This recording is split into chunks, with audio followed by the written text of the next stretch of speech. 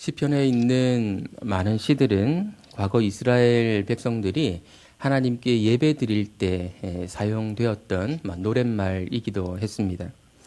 오늘 묵상할 이 시는 이스라엘 백성들이 감사제, 그러니까 감사 예배를 하나님께 드릴 때 사용했던 찬양시였습니다. 예배가 시작되기 전에 이스라엘 백성들이 성전으로 입장하면서 이 찬양을 불렀던 것으로 생각이 됩니다. 우리 교회 예배로 치자면 임내송에 해당되는 것이다, 이렇게 볼 수 있을 것 같은데요. 우리는 예배 시작하기 전에 이미 찬양을 부릅니다. 이 찬양을 부를 때에는 정해진 곡만 부르는 것이 아니고 찬양 인도자가 선곡해 온 다양한 찬양들을 부르지요. 그런데 본격적인 예배 순서에 들어가면 그 시작을 알리는 정해진 곡을 부릅니다. 그 곡이 무엇인지 생각나십니까?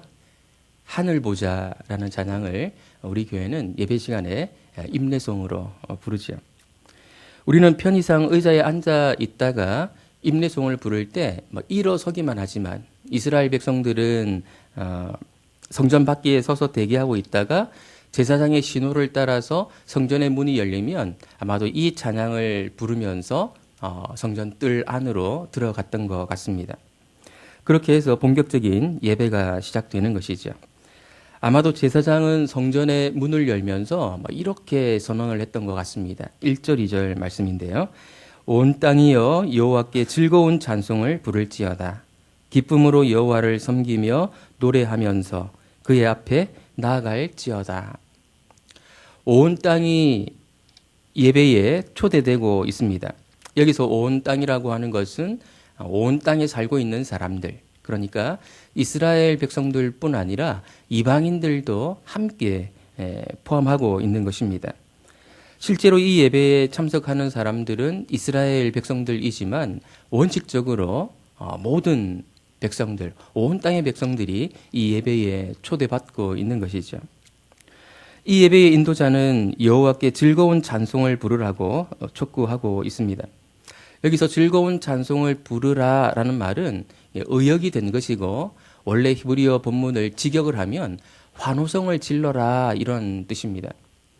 환호성을 지른다고 하는 것은 소리를 내지르는 것이죠. 소리를 외치는 이런 그 동작을 나타내는 것입니다. 환호성을 지르는 모습은 북한 주민들이 그들의 젊은 지도자를 대하는 모습에서 아주 잘 드러납니다. 그 장면을 떠올려 보면 쉽게 이해가 될 것입니다. 근데 아무한테나 환호성을 지르지는 않지요.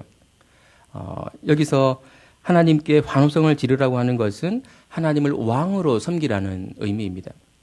그러니까 온 땅의 사람들을 예배에 초청하면서 하나님을 왕으로 섬기라, 이렇게 촉구하고 있는 것이죠. 2절은 1절을 조금 풀어서 반복한 것이라고 말할 수 있습니다. 기쁨으로 여호와를 섬기며 노래하면서 그의 앞에 나아갈지어다. 그의 앞, 곧 여호와 앞에 나아간다는 말을 구체적으로 말하면 성전에 들어가는 것입니다. 나아갈지어다라는 동사는 4절에 나오는 들어가다라는 동사와 같은 단어입니다. 그러니까 그의 앞에, 여호와 앞에 나간다고 하는 것은 성전으로 들어가는 것을 말하는 것이죠. 여호와를 섬기되 기쁨으로 섬길 것을 요구합니다. 여호와를 왕으로 섬기는 일에 적절한 반응을 나타낼 것을 요구하는 것인데 그 적절한 반응의 대표가 바로 기쁨이라는 것입니다. 부적절한 반응의 대표는 무엇일까요? 하나님을 왕으로 섬기는 일에 있어서 적절하지 않은 대표적인 반응은 슬픔일까요? 하나님 때문에 슬픔을 갖게 되었고 그 슬픔을 가지고 예배에 참석하게 된다면 그것은 적절한 반응의 하나라고 말할 수 있습니다. 부적절한 반응의 대표는 무덤덤함입니다. 매너리즘에 빠진 모습, 굳어진 습관에 따라서 예배에 참석하는 모습, 이것이 가장 부적절한 반응이라고 말할 수 있습니다. 1절, 2절 말씀은 매주 예배 드리는 공예배에 참석하는 우리의 모습을 돌아보게 만들어 줍니다. 하나님께 예배 드린다고 하는 것은 무엇보다도 하나님이 우리의 왕이신 것을 인정해 드리는 것입니다. 왕 앞에 나온다 이런 마음이 예배 드리는 사람 마음속에 있어야 한다는 것이죠. 하나님이 나에게서 북한의 젊은 지도자보다도 못한 대접을 받고 있는 것은 아닌가 하는 것을 우리 스스로가 돌아볼 필요가 있습니다. 그리고 하나님의 왕 되어주심에 대한 적절한 반응, 대표적으로 기쁨을 가지고 예배에 참석하고 있는가 하는 것을 돌아봐야겠습니다. 하나님께서 가장 싫어하시는 예배는 타성에 젖은 예배거든요. 구약시대로 말하면 흠 있는 재물을 가지고 와서 대충 예배를 드리고 가는 것, 이런 예배를 하나님은 가장 싫어하시죠. 일주일 동안 하나님과 아무 교제 없이 살다가 예배에 참석하게 되면 이런 모습의 예배가 될 수 있습니다. 하나님과 평소에 또 주중에 끊임없이 교제하면서 말씀대로 살려고 몸부림치다 보면 때로는 기쁨의 반응을, 때로는 애통의 반응, 슬픔의 반응을 가지고 예배에 참여하게 되는 것이죠. 평일의 삶이 예배와 무관하지 않은 것입니다. 그런데 이 예배 인도자의 선언은 그렇게 합리적이지는 않다, 그런 생각이 듭니다. 온 땅으로 하여금 하나님을 왕으로 인정하고 기쁨으로 찬양하면서 나오라고 하면 온 땅이 그렇게 하겠습니까? 온 땅이 하나님을 예배해야 하는 이유가 무엇일까요? 3절의 말씀 같이 한번 읽어보겠습니다. 여호와가 우리 하나님이신 줄 너희는 알지어다. 그는 우리를 지으신 이요 우리는 그의 것이니 그의 백성이요 그의 기르시는 양이로다. 원래 이 절을 원문으로 보면 알지어다라는 명령형 동사가 맨 앞에 등장합니다. 하나님을 찬양해야 할, 하나님을 예배해야 할 이유를 알라라는 것이죠. 그 이유를 알아야 바른 예배를 드릴 수 있다라는 것입니다. 하나님을 아는 지식이 없으면 하나님을 찬양하고 싶어도, 하나님을 예배 드리고 싶어도 그렇게 할 수가 없는 것이죠. 다른 말로 하면 하나님을 아는 만큼, 내가 하나님을 경험해서 아는 만큼 하나님께 바른 예배를 드릴 수 있고 또 하나님을 찬양할 수 있다, 그런 뜻이기도 합니다. 예배 인도자는 하나님을 찬양하기 위해서 알아야 할 사실을 제시하는데요. 여호와가 우리 하나님이시다라는 것입니다. 여호와가 우리 하나님이시다라는 사실을 알아야 바른 예배를 드릴 수 있다, 찬송을 드릴 수 있다, 그렇게 말하고 있습니다. 근데 여기서 우리라고 하는 이 표현 안에는 이스라엘 백성들뿐 아니라 하나님을 알지 못하는 이방인들도 포함이 되어 있습니다. 앞에서 온 땅으로 하나님을 찬송하도록 초청했기 때문에 여기에 있는 우리라고 하는 것은 온 땅을 가리키는 것이거든요. 그러니까 이방인들이 당연히 포함되어 있는 것이죠. 온 땅의 사람들은 이스라엘에게 자신을 드러내신 하나님, 곧 여호와 하나님이 우리의 하나님이시기 때문에, 곧 그들의 하나님이시기도 하기 때문에 하나님을 찬송해야 한다, 이렇게 예배 인도자는 말하고 있습니다. 그들은 자신들이 하나님과 무관한 존재라고 생각할 수 있지만 그렇지 않다는 것이죠. 보다 구체적인 설명이 이어서 소개되는데요. 그는 우리를 지으신 이요 우리는 그의 것이니 그의 백성이요 그의 기르시는 양이로다. 온 땅이 하나님을 찬송해야 하는 이유는 하나님이 그들의 창조주시기 때문에 그렇다는 것입니다. 온 땅의 백성들이 하나님으로부터 나왔고 그들이 소유하고 있는 모든 것도 하나님으로부터 나온 것이기 때문에 하나님을 찬송하는 것이 마땅하다라는 것입니다. 그래서 우리는 그의 것이고 그의 백성이고 그의 양, 곧 그분의 보호를 받고 있다는 것입니다. 여기서 우리는 이 예배 인도자의 사고의 폭에 깜짝 놀라게 됩니다. 우리는 너무나도 당연하게 이스라엘 백성들만이 하나님의 언약 백성이기 때문에 하나님의 주시는 모든 축복은 이스라엘의 것이다, 이스라엘이 받는 것이 마땅하다, 이렇게 생각해 왔기 때문입니다. 그런데 이 예배 인도자는 그 범위를 뛰어넘습니다. 이스라엘의 테두리를 뛰어넘습니다. 온 땅의 사람들을 초청해 하나님을 찬송하라고, 즉 하나님을 왕으로 섬기라고 촉구하고는 그래야 하는 이유를 하나님이 우리의 왕, 그들의 왕이시기 때문에 그렇다고 말하고 있습니다. 이 예배 인도자는 이스라엘을 온 인류의 대표로 보고 있습니다. 온 땅의 백성들, 곧 온 인류가 하나님을 찬양하는 것을 마땅한데 이스라엘 백성들이 대표로 온 인류를 대표해서 하나님께 예배 드리고 있다, 하나님을 찬송하고 있다, 이렇게 보고 있는 것이죠. 이 생각이 맞습니다. 하나님이 이스라엘을 부르실 때 그들을 제사장 나라로 부르셨거든요. 그래서 그들을 통해서 열방이 하나님께 나아가도록 하는 것, 열방도 하나님께 예배드리도록 만드는 것이 이스라엘이 원래 부름받았을 때, 이스라엘이 원래 만들어졌을 때 그들에게 주어졌던 사명이었습니다. 온 땅의 사람들을 초청해 하나님을 찬송하자고 촉구하는 것이 이스라엘 백성들이 해야 되는 마땅한 일이었던 것입니다. 이런 점은 오늘 우리 교회도 마찬가지인데요.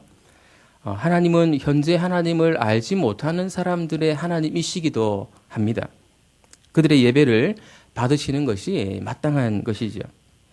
우리는 온 인류를 대표해서 하나님께 예배 드리는 자리에 있는데 여기에만 머물러 있어서는 안 되는 것이죠. 세상과 끊임없이 소통하면서 현재 하나님을 알지 못하고 있는 그 사람들도 하나님께 예배 드리는 자리에 나아올 수 있도록 끊임없이 초청을 해야 하는 것이죠. 그것이 우리의 사명입니다. 요즘 우리 교회가 새생명 축제를 준비하고 있는데 이 기회를 잘 활용해서 그분들도 예배에 참석하고 하나님께 예배드리는 그 자리에 나오게 만들 수 있다면 우리의 사명을 잘 감당하는 것이다, 이렇게 말할 수 있겠습니다. 예배 인도자는 다시 한번 하나님을 찬송할 것을 촉구합니다. 4절 말씀 같이 한번 보겠습니다. 감사함으로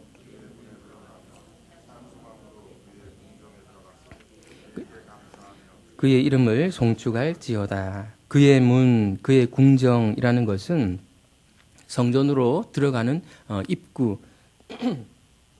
입구와 또 성전의 뜰을 가리킵니다. 예배가 진행되는 곳이지요. 감사함으로 찬송함으로 성전으로 들어가서 예배 드리라라는 것입니다. 그리고 감사하고 찬송해야 할 대상을 그의 이름이라고 말하는데요. 바로 여호와의 이름입니다.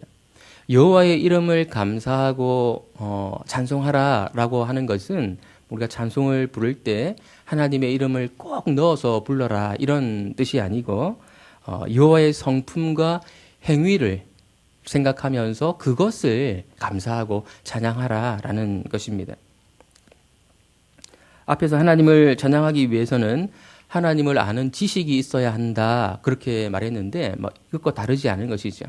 하나님의 이름을 찬양한다고 하는 것은 그분의 성품과 행위를 찬양하는 것이고, 그것은 곧 그분이 어떤 분이신지, 하나님이 어떤 분이신지 아는 지식이 있을 때 할 수 있는 것입니다. 하나님의 성품과 행위가 어떻게 찬송해야 하는 것입니까? 5절 말씀을 보면 여호와는 선하시니 그의 인자하심이 영원하고 그의 성실하심이 대대에 이르리로다. 여호와가 선하시기 때문에, 그분은 절대적인 선함을 갖고 계시는 분이기 때문에 그분을 찬송해야 한다, 그렇게 이 예배 인도자는 말하고 있습니다. 여호와가 선하시다라는 고백은 우리가 쉽게 할 수 있는 고백은 아닙니다. 이 고백을 제대로 드리기 위해서는, 진정성 있게 드리기 위해서는 적지 않은 시간이 필요하고 또 지혜와 분별이 필요합니다. 우리는 하나님이 선하신 분인가에 대해서 종종 의심을 갖기 때문에 그렇습니다.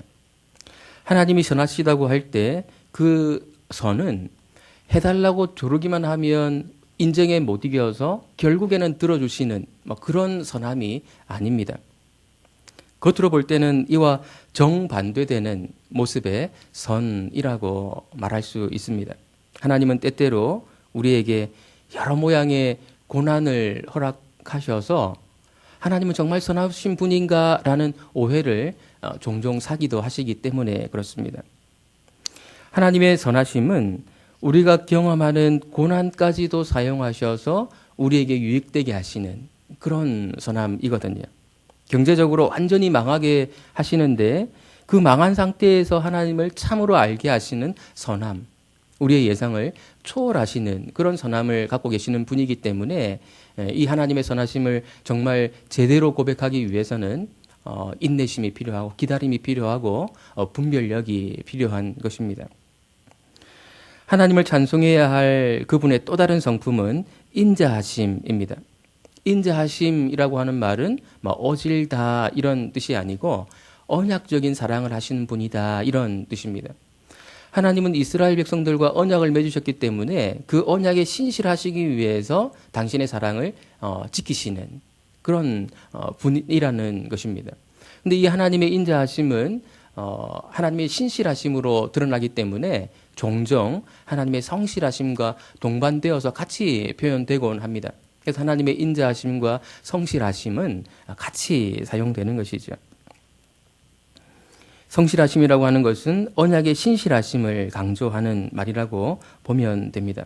하나님은 우리를 창조하시고 모든 것을 우리에게 주셨기 때문에 찬송해야 할 뿐 아니라 그분의 성품이 지극히 선하시고 절대적으로 선하시고 또 우리에게 행하신 그 언약적인 사랑을 끝까지 지키시는 분이기 때문에 찬송받아야 마땅하다. 이렇게 예배 인도자는 고백하고 있습니다. 오늘 본문은 우리가 예배 드리기 전에 어떤 자세로 예배를 준비해야 되는가 하는 것을 잘 보여줍니다. 우선 예배를 드린다고 하는 것은 하나님을 왕으로 인정해 드리는 행위다라는 사실을 잘 기억해야겠습니다. 우리가 공예배에 참석하는 것은 우리의 진짜 왕이신 온 우주의 왕이신 분 앞에 나오는 것이다라는 사실을 의식적으로 떠올릴 필요가 있습니다. 예배하는 자의 가장 기본적인 자세는 하나님이 우리의 왕 되어 주심에 대해서 적절한 반응, 기쁨을 가지고 왕 앞에 나오는 것입니다. 한 주간 동안 나를 잘 통치해 주셔서 감사합니다. 이런 마음을 가지고 나오는 것이지요. 이 일이 가능하려면 평일의 삶, 곧 일상에서 왕이신 하나님과 끊임없는 소통을 경험해야 합니다. 이런 소통이 없이, 이런 교제가 없이 공예배에 참석하게 되면 어색하게 느껴지는 것이죠. 그래서 일상의 삶이 우리의 예배와 곧바로 연결된다. 일상의 삶이 어땠는가 하는 것이 예배의 승패를 좌우한다. 이렇게 말할 수 있습니다. 예배 드리기 전에 반드시 해야 할 일이 있는데 그것은 우리가 예배하는 이유를 떠올려 보는 것입니다. 소위 말하는 준비 찬양을 한다고 하는 그 시간에 본격적인 예배가 드려지기 전에 그 찬양의 가사를 음미하면서 내가 하나님을 찬양해야 되는, 예배해야 되는 이유가 무엇인가를 한번 깊이 생각하면서 예배를 준비할 필요가 있습니다. 습관을 따라서 어릴 때부터 내가 이 시간이 되면 이 자리에 참석해 왔기 때문에 예배를 드린다 하는 것은 자기 만족을 위한 예배일 수 있습니다. 진정한 의미에서의 예배라고 할 수 없는 것이죠. 진정한 의미의 예배가 되기 위해서는 내가 예배해야 하는 이유, 하나님이 어떤 분이신지를 알아야 예배를 드릴 수 있습니다. 특별히 지난 한 주간에 하나님은 나에게 어떤 분이셨는가 하는 것을 잘 떠올려보고 회상하고 그 고백을 가지고 예배에 참석하는 것입니다. 예배를 드리는 것입니다. 또한 우리가 드리는 예배는 우리가 대표로 드리고 있는 것이라는 사실도 잘 기억해야겠습니다. 원래 이 예배는 온 땅에 있는 사람들이 다 하나님을 찬송해야 하는 것이 마땅한데 그들은 아직 하나님을 알지 못하기 때문에 이 자리에 있지 못하는 것이고 우리가 그들을 대표해서 하나님께 예배 드리고 있는 것입니다. 우리도 과거에는 하나님을 알지 못할 때에 예배에 참석하지 못했었던 시절이 있었거든요. 그래서 우리의 예배는 언제나 그들에게 열려 있어야 하고 그들을 초청할 수 있어야 하는 것입니다.